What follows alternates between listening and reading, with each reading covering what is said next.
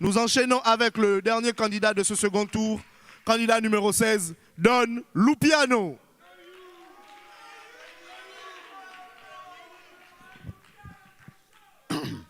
Nice.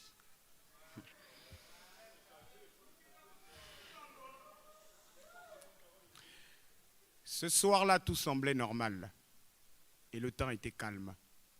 Il n'y avait aucune tempête à l'horizon. L'ambiance du port était agréable à l'heure de la convocation. Tout le monde était présent, hommes, femmes et enfants. Comme d'habitude au port, l'argent rentre, les magouilles s'approfondissent, chacun se préoccupe de sa ligne sans se soucier de la gravité des faits.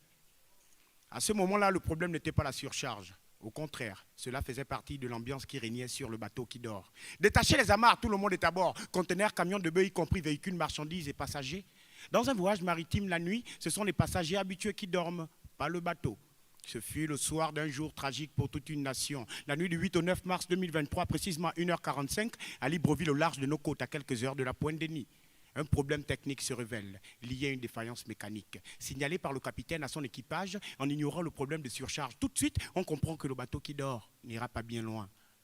L'information se propage quand il prend la sage décision de faire demi-tour pour le port, mais sur le chemin du retour, le bateau s'incline. Les gens crient de peur et de pleurs. Dans ce drame qui se déroule au cœur d'une nuit de frayeur, la panique s'installe, la tension monte. L'heure est grave, la peur paralyse quand les marchandises les plus lourdes du navire basculent d'un côté. L'eau rentre vite et lentement, le bateau coule et on entend les échos des voix des personnes coincées à l'intérieur. Au secours, à l'aide, sauvez-moi!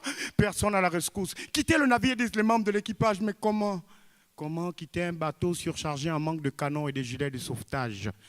Une fois dans l'eau, l'instinct de survie se fait malmener par la solidarité. Toutes les personnes en vie sont importantes. On prie en se tenant main par la main. Les cadavres flottent, les corps se glacent au dernier degré du désespoir. Et malgré leurs efforts, la dernière énergie de certains abandonne leur corps prisonnés dans cet univers d'océan obscur. On prie et on nourrit l'espoir d'apercevoir des secours à l'horizon. Des vies sont en danger. Sous le froid, le vent souffle. Les vagues se déchaînent, la température baisse rapidement. La chaleur de l'un peut aider l'autre. On se serre très fort à force de voir le temps passer, mais où est donc passée l'urgence navale, malgré le lancement des fusées de détresse?